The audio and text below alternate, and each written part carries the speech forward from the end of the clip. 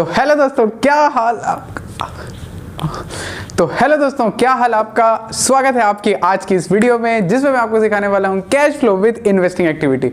Operating activity का basics तो आपने सीख लिया होगा। अब हम बात करने वाले हैं इन्वेस्टिंग एक्टिविटी। 3 प्रकार की एक्टिविटी होती है, याद होगी तो, ऑपरेटिंग, इन्वेस्टिंग और फाइनेंसिंग। अभी मैं आपको सिखाने वाला हूं इन्वेस्टिंग एक्टिविटी के बारे में। बहुत सरल, बहुत इजी, मैं पूरी टिप्स एंड ट्रिक्स आपको सारी दे दूंगा, जिससे आपका इन्वेस्टिंग एक्टिविटी कभी भी गलत होगा ही नहीं। तो चलिए दोस्तों शुरू करते हैं इन्वेस्टिंग एक्टिविटी की इंट्रो वीडियो। चलिए शुरू करते हैं।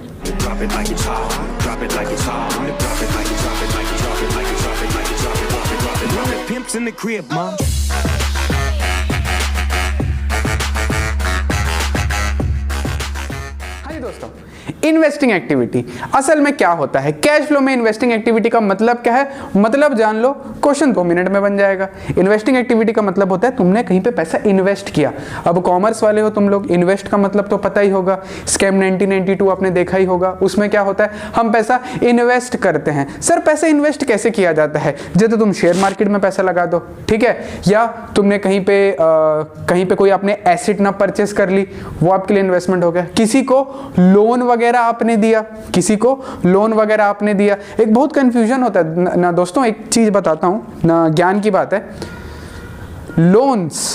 लोन सिर्फ अगर लोन लिखा है इसका मतलब है कि वो लायबिलिटी है, मगर लोन्स एंड एडवांस लिखा है वो आपकी एसेट होता है। यानी कि आपने लोन किसी को एडवांस किया है, किसी को दिया है, वो आपकी एसेट होता है। It is considered as investment also. बहुत सारा पैसा है, पापा ने दे के रखा है, क्या करेंगे, गर्लफ्रेंड तो है नहीं, तो हमने क्या किया, वो पैसा अपने दोस्त को लोन पे दे दिया। वो बोला मैं आज तेरे को जिंदगी भर थोड़ा 10-10 रुपए करके हर महीने देता रहूंगा, ठीक है, तो वो होता है loans and advance.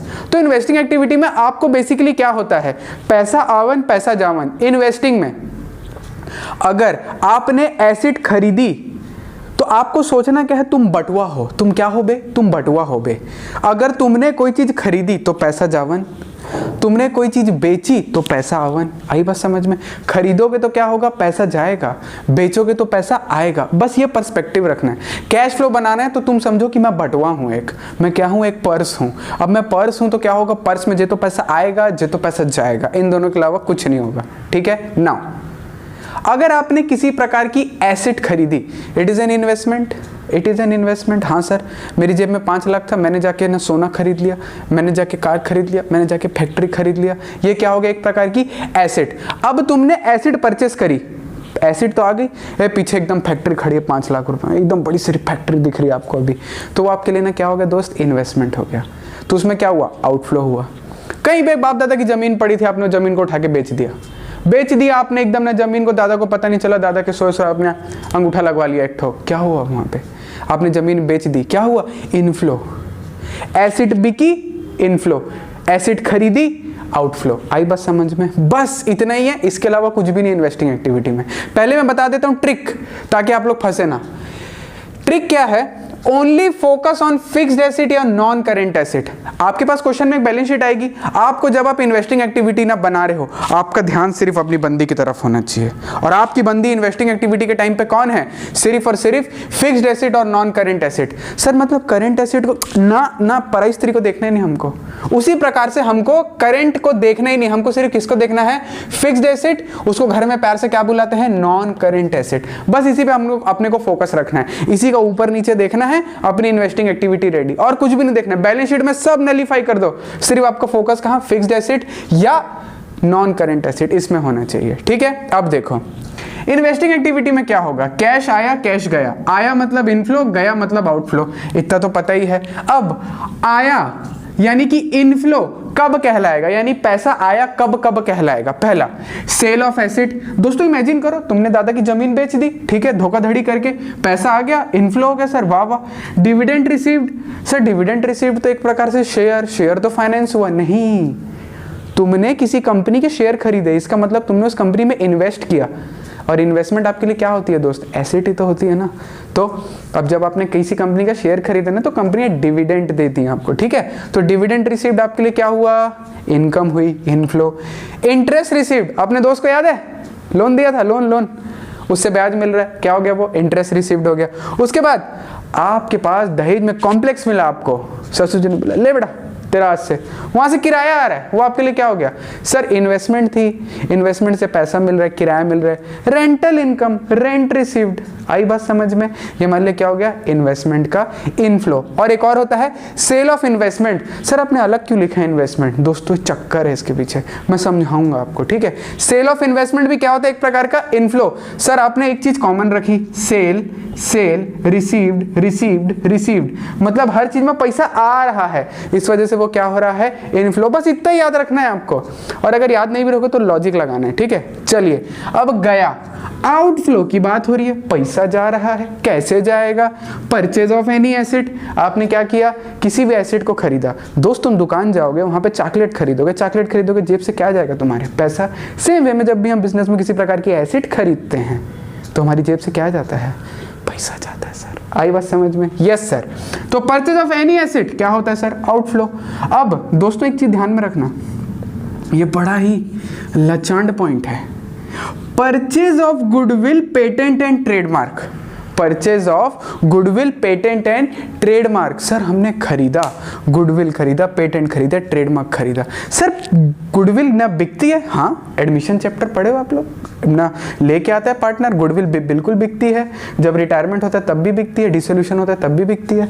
Patent, patent sir बिल्कुल हम ना खरीद सकते हैं पेटेंट को। कैसे खरीदेंगे सर? दोस्तों एप्पल ने HTC से फेदर नट टच का पेटेंट राइट लिया था।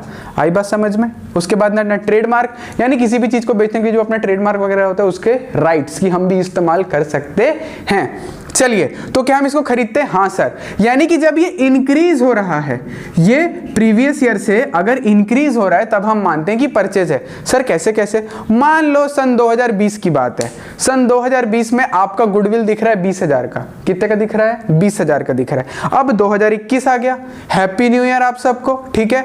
2021 आ गया, 2021 में क्या होगा, आपकी गुडविल पहले दिख रही थी 20,000, अब दिख रही है 30,000। इसका मतलब क्या हो गया, इंक्रीमेंट दिख रहा है आपको। क्या दिख रहा है? एक इंक्रीमेंट दिख रहा है यहां पर। इसका मतलब क्या हुआ, आपने गुडविल को परचेस करी। ये इसको पहचानने का तरीका है। अच्छा सर इसको अल्टी पल्टी करते हैं, अल्टी पल्टी। इसका मतलब क्या हुआ कि सर पहले 30,000 थी, अब 20,000 हो गई।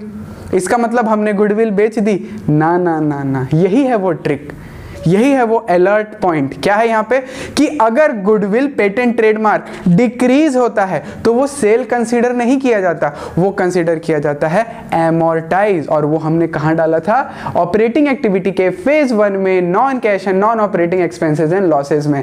घंटी बजी। हाँ सर नहीं वीडियो देखे हो, कुछ समझ नहीं आएगा, जाके वहां देख लो। इसका मतलब इंक्रीज है तो परचेज है, डिक्रीज है तो एमोर्टाइज है। बस दोस्तों यही बात आपको याद रखनी है, सारी ट्रिक खत्म। उसके बाद purchase of investment. Sir investment के नाम पे कुछ तो चल रहा है, आप दोनों जगह अलग अलग चला रहे हो। मैं बोला हाँ दोस्त मैं आपको बताऊंगा इसके बारे में। लो भैया इन्वेस्टमेंट, इन्वेस्टमेंट यहां पर आपकी ये हो गई। आगे बढ़ते हैं। तो दो ही चीज आपको देख रही थी, पैसा आया पैसा गया, दैट्स इट, काम खत्म। ओके, पैसा आने का रास्ता, पैसा जाने का रास्ता लिख लिया हमने, कोई दिक्कत नहीं। सर इसका फॉर्मेट कैसे होगा? Oh my God, very very very complicated. Investing activity B, A operating था, बी इन्वेस्टिंग है। डिटेल नेट, अरे सर वैसे ही चलेगा क्या? हाँ बॉस वैसे ही चलेगा। आपने क्या किया, आपने लिखा ऐड। ऐड का मतलब क्या होता है? इनफ्लो, पैसा आ रहा है, इसका मतलब क्या होता है आपका? इनफ्लो। ऐड का मतलब होता है इनफ्लो, कैश फ्लो में ऐड का मतलब होता है इनफ्लो, और ना लेस का मतलब होता है आउटफ्लो। ठीक है, ये छोटी सी बात है, याद रख लो। ठीक है, क्या क्या ऐड में? Sale of asset, dividend income, rental income, interest income, sale of investment. अच्छा ये सब पैसा आया, हाँ दोस्त ले ले, पैसा आ गया पूरा। उसके बाद लेस में परचेज ऑफ एसेट, पैसा जा रहा है। परचेज या फिर increase in value of goodwill, patent, trademark. अच्छा ठीक है। परचेज ऑफ एनी एसेट, ओहो sorry, purchase of any investment, purchase of any investment, low purchase of any investment. और इसके बाद खत्म फॉर्मेट, जीरो। यहाँ पे माइनस का फिगर आ गया आपके पास कि ये धूम धड़ाम भूश। ठीक है, तो या तो कैश इनफ्लो आएगा यानी कि प्लस में, या तो कैश आउटफ्लो आएगा यानी कि माइनस में फ्रॉम इन्वेस्टिंग एक्टिविटी। अगर माइनस में आए तो आउटफ्लो, प्लस में आए तो इनफ्लो। बस यही है आपका इन्वेस्टिंग एक्टिविटी। आई बात समझ में। अब इसके कुछ ना वर्किंग नोट्स हैं जो आपको देखने हैं।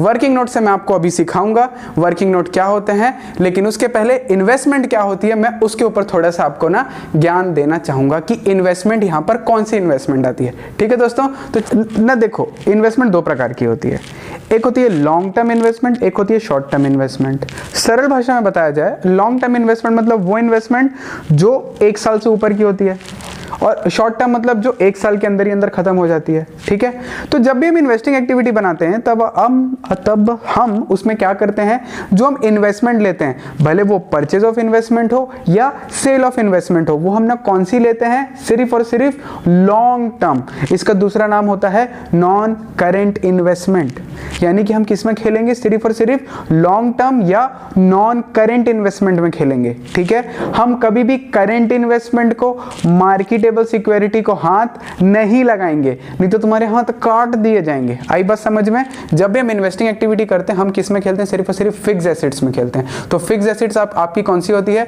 Long term investment. क्या उसमें लॉन्ग टर्म इन्वेस्टमेंट लिखा होगा, नहीं दोस्त, उसमें सिर्फ और सिर्फ लिखा होगा नॉन करेंट इन्वेस्टमेंट, और आपको इसी के बेस पे ही परचेज या सेल डिफाइन करना है। वो कैसे डिफाइन करना है आप अभी आगे वीडियो में सीख जाएंगे। ठीक है दोस्तों, तो इन्वेस्टिंग एक्टिविटी में always go for non current investment. आई बात समझ में आप लोग को। और करंट इन्वेस्टमेंट और मार्केटेबल सिक्योरिटी को हाथ नहीं लगाना है। दिख भी रही है ना, अरे इन्वेस्टमेंट है, ये तो इन्वेस्टिंग एक्टिविटी का पार्ट है, इग्नोर, तुरंत इग्नोर। मार्केटेबल सिक्योरिटी और करंट इन्वेस्टमेंट भूल जाना, देखना भी मत उसकी तरफ। आई बात समझ में। Only and only non current investment.